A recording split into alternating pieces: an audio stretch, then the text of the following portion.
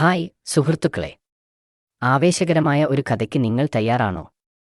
ഇതാ നിങ്ങൾക്കായി കഥ. തലക്കെട്ട്: പാർക്ക് അഡ്വഞ്ചർ. പണ്ട് ഒരു ചെറിയ പട്ടണത്തിൽ കുട്ടികൾ കളിക്കാൻ ഇഷ്ടപ്പെടുന്ന മനോഹരമായ ഒരു പാർക്ക് ഉണ്ടായിരുന്നു. വർണ്ണാഭമായ പൂക്കളും ഉയരമുള്ള മരങ്ങളും തിളങ്ങുന്ന കുളവും കൊണ്ട് പാർക്ക് നിറഞ്ഞു. എല്ലാ ദിവസവും സ്കൂൾ കഴിഞ്ഞാൽ കുട്ടികൾ കളിക്കാനും ചിരിക്കാനും പ്രകൃതി ആസ്വദിക്കാനും അവിടെ ഒത്തുകൂടും.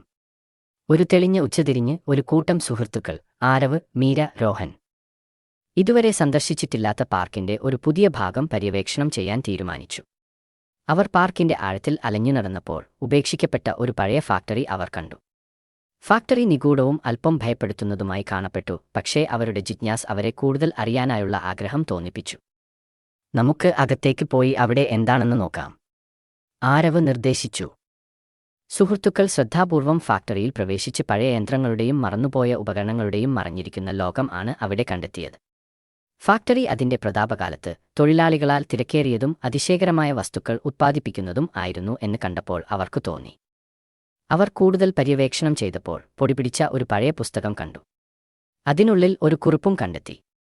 കുറിപ്പ് ഇങ്ങനെയായിരുന്നു: ഒരു കാലത്ത് ഈ ഫാക്ടറി വളർന്നത് നല്ലൊരു ടീം വർക്കും കഠിനാധ്വാനവും കൊണ്ടായിരുന്നു. ഓർക്കുക, നമ്മൾ ഒരുമിച്ച് പ്രവർത്തിക്കുമ്പോൾ വലിയ കാര്യങ്ങൾ നേടാനാകും. അത് അവർക്ക് കൂടുതൽ ചിന്തിക്കാൻ ഇടയാക്കി. ആ സന്ദേശത്തിൽ നിന്ന് പ്രചോദനം ഉൾക്കൊണ്ട് അവർ ഒരുമിച്ച് ആ ഫാക്ടറി വൃത്തിയാക്കി ക്ലബ് ഹൗസാക്കി മാറ്റാൻ തീരുമാനിച്ചു. പിന്നീട് അവർ ഒരുമിച്ച് പ്രവർത്തിച്ചു. ഓരോരുത്തരും അവരവരുടെ അതുല്യമായ കഴിവുകൾ സംഭാവന ചെയ്തു.